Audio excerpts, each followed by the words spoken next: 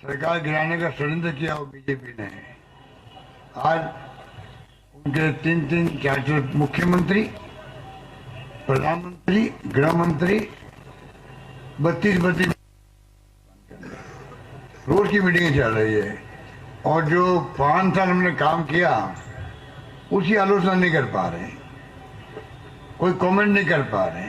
कायदा होता है 5 साल सरकार चली हमारी, हमने कानून पास किए, हमने महंगाई राहत शिविर लगाए, हमने योजनाएं बनाई, हमने गारंटी देने का काम किया। उस पर चर्चा करे वो कि सरकार ने 5 साल में ये कमी रखी है। खाली घोषणा दी, घोषणा उतरी नहीं है, ये कमी रह गई है, इस पर बहस होनी चाहिए चुनाव के लिए।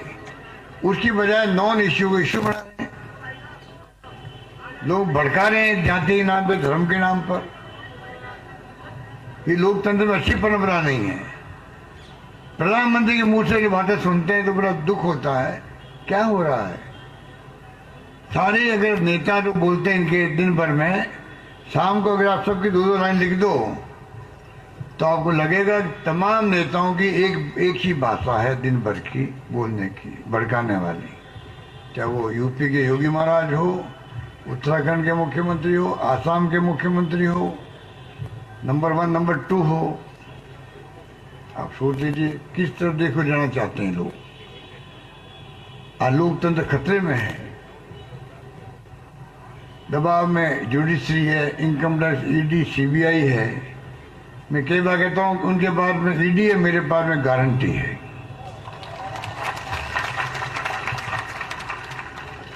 और मोदी जी कहते मेरी गारंटी पक्की है। मैं कहता हूं मोदी जी आपकी गारंटी कच्ची है। आप जब चुनाव हो जाएगा 25 तारीख को, फिर 5 साल तक आप रास्ता नहीं आओगे, आपकी गारंटी क्या काम आएगी? क्या काम आएगी? उनके वादे क्या काम आएंगे? क्या वो मुख्यमंत्री बनेंगे आकर के? वो सड़क बनाएंगे, वो स्कूल खोलेंगे, तो कॉलेज खोलेंगे, नगर परिषद वो बनाएंगे, मिनी सचिवालय वो बनाएंगे? क्या करेंगे वो आकर के? गायब हो जाएंगे और किसी को थोप देंगे यहाँ पर। तो आप सोच सकते हो किस दिशा में देश जा रहा है। हमने जो गारंटी दी, हमने कानून पास किए, एक के बाद एक शानदार कानून वो है। किसानों का कानून, जमीनें कुड़ के नहीं हो सकेगी उनकी, गारंटी कानून बना दिया। नरेगा की तरह शहरों में रोजगार, इंदिरा गांधी शहरी रोजगार योजना दे दी हम लोगों ने। गिग वर्कर्स का अलग कानून बना दिया हम लोगों ने। राइट टू हेल्थ, हिंदुस्तान में दुनिया में कहीं नहीं होगा। स्वास्थ्य का अधिकार, चिरंजीवी बीमा में 25 लाख का बीमा हिंदुस्तान में कहीं पर नहीं है, हिंदुस्तान में नहीं है। 5 लाख का है वो केंद्र वाला, वो 25% जनता के लिए है। गरीब अमीर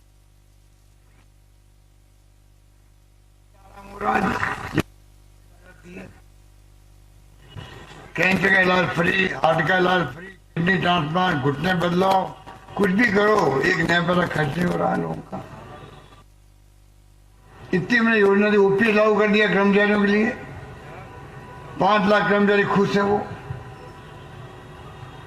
एनपीएस के माध्यम से उनकी हालत खराब हो गई थी सोच करके ही, बुढ़ापे में पता नहीं क्या होगा। आज हमने 100 यूनिट बिजली फ्री करी है, तो 1 करोड़ लोगों के आज घरों में बिल नहीं आ रहे हैं। इतनी महंगाई भयंकर है। जो राहुल गांधी जी आए थे आपके माला खेड़ा के अंदर, तब क्या मुद्दे? महंगाई का था, बेरोजगारी का था, प्यार मोहब्बत का था, भाईचारे का था, और गरीब अमीर में खाई नहीं होनी चाहिए। तो थे 4 मुद्दे, उसी पे हम काम कर रहे हैं, उसी पे काम कर। 3 लाख नौकरियां दे रहे हैं हम लोग, 1.25 लाख तो लग चुकी है, बाकी इंटरव्यू चल रहे हैं, एग्जाम हो रहे हैं।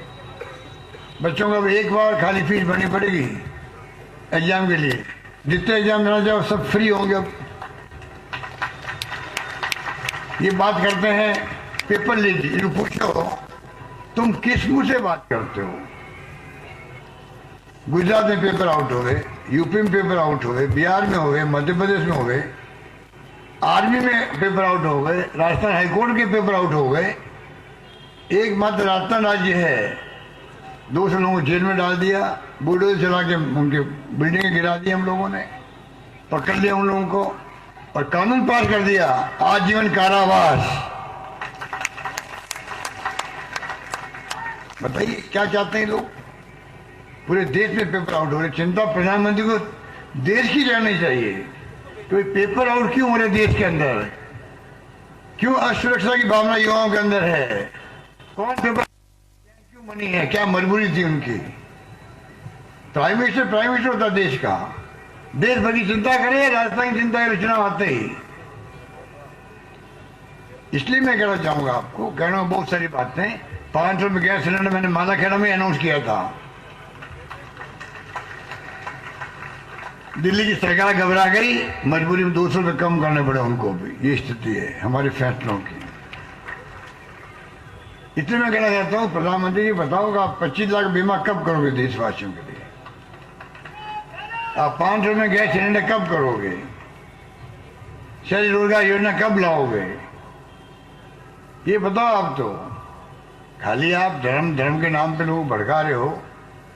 हमने गाय माता की सेवा की, हिंदुस्तान में किसी ने नहीं करी। गाय का हमने विभाग खोला है, अनुदान हम दे रहे हैं। पिछली बार वसुंधरा के वक्त में 500 करोड़ दिए गौशालाओं को राजस्थान भर में। हमने दिए 3000 करोड़ रुपये गौशालाओं में अनुदान दिया। अभी लंपी लोग आए, गाय मर गई, तड़प तड़प करके 40,000 रुपये प्रति गाय हमने चुका दिए किसानों को। कहाँ चुका है देश के अंदर? उसकी बात मोदी जी नहीं करेंगे। आगे बीमा कर रहे हैं पशुओं का, गोधन योजना लेके आए हैं। अभी तमाम गाय पशु जो है बाड़ों में रहेंगे। मैं देख के आया रायपुर के अंदर, वहाँ पर पानी का चारा का इंतजाम है, साफ सफाई है। दुधारू पशु शाम को घर जाता है, पशुपालन लेके सुबह लाके वहाँ छोड़ देता है। गोबर को खाद बनती है, गोबर से गैस बनती है, खेतों में काम आएगी और सरकार गोबर खरीदती है। वो इसकी मैंने गारंटी दी है आपको। इस बार हम भी गोबर खरीदेंगे। गलियों में घूमती गायें आवारे, कई बार गाय मर जाती है एक्सीडेंट से, कई बार आदमी मर जाता है, दुर्घटना हो जाती है, दुर्घटना रुक जाती है, सफाई रहती है गलियों के अंदर। आवारे के रूप में गायें घूमती नहीं, जिसको आप गाय माता कहते हो, वो गलियों में आवारा पशु क्यों कहलावे? ये काम हम कर रहे हैं और गोभक्त लोग बनते हैं। हम तो गाय के दुश्मन हैं। ऐसे ये ढोंगी लोग हैं, ये ढोंगी लोग हैं। आपको हमको समझना पड़ेगा कि देश की तरह में रहना चाहते हैं लोग। हमारी योजना तो अन्नपूर्णा योजना, महिलाएं जानती, रसोई में किट जा रहा है उनके यहाँ, तेल भी जा रहा है, दालें जा रही है, शक्कर जा रही है। 10,000 रुपये महिलाओं को देंगे। सरकार बनते ही महिला मुखिया को 10,000 रुपये मिलेंगे राजस्थान के अंदर।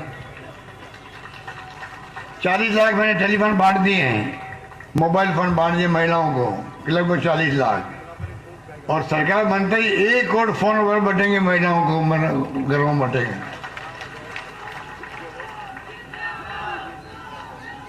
सिलेंडर जो है, सुनिए आप लोग, अब शांत रखें।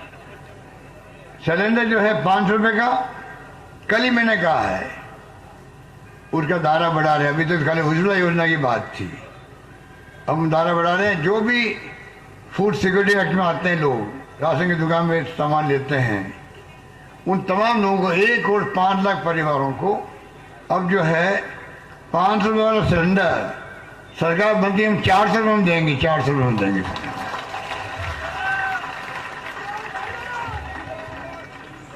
इस प्रकार से हम आगे बढ़ रहे हैं। 15 लाख का बीमा कर रहे हैं कि बिजली कड़क के गिर जाती है, बाढ़ आ जाती है,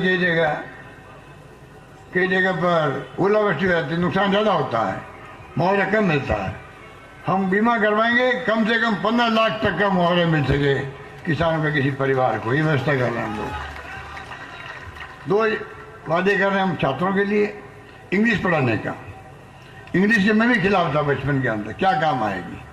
राजीव गांधी का सपना था, आज देखिए आप, कंप्यूटर, मोबाइल, इंटरनेट सेवाएं, पूरी दुनिया की जानकारी मुट्ठी में हो गई है। नॉलेज इज पावर हो गया है। उसके अंदर हम चाहते हैं हमारे बच्चे भी आने वाले वक्त में एक्सपर्ट बने, आईटी एक्सपर्ट बने। ए भाई कैमरा वाले, कैमरा वाले, ए कैमरा वाले, रील वाले, डिस्टर्ब करो तुम मीटिंग को, बंद कर दो तेरा। वो जो है, हम चाहते हैं कि हर हमारी आने वाली पीढ़ी होशियार बने। इंग्लिश अंतर्राष्ट्रीय लैंग्वेज है। आज मैं कह सकता हूं, आज भीड़ पड़ रही बच्चों की इंग्लिश पढ़ने के लिए। गांवों के अंदर भी लॉटरी खोलनी पड़ती है। ये बच्चे पढ़ लिख जाएंगे, पता नहीं दिल्ली, अमेरिका, इंग्लैंड, बॉम्बे कहाँ जाएंगे लोग, अमीर बच्चों की तरह जाएंगे। इंग्लिश गांव में पढ़ा रहे हैं, फ्री में पढ़ा रहे हैं। फीस लगती 50,000 फीस लगती है प्राइवेट के अंदर। हम चाहेंगे कि बच्चे पढ़े इंग्लिश।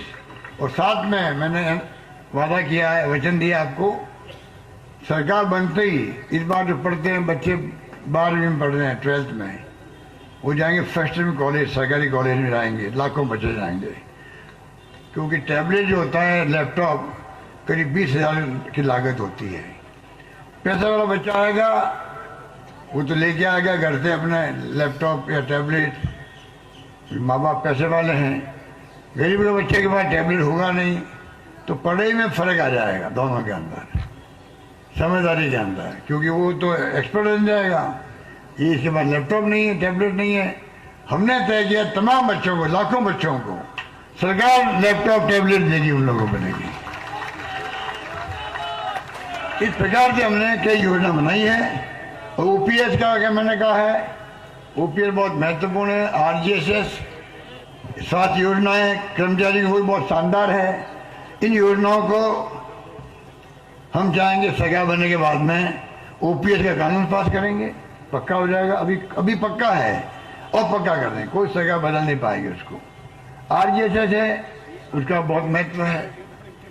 और ये आप देखना, ये अगर सरकार, बीजेपी वाले हमेशा कुछ भी कर सकते हैं लोग। आज ईआरसीपी की बात की गई, बताइए आप, प्रधानमंत्री के मुंह से बात निकल गई हो जयपुर में, अजमेर में, कि ईआरसीपी को हम राष्ट्रीय परियोजना बनाने के लिए सकारात्मक सोच रखेंगे। जब वसुंधरा जी बैठी हुई थी, मांग कर रही थी, अब वो तो बात बच क्या गया। 16 योजना चल रही देश के अंदर।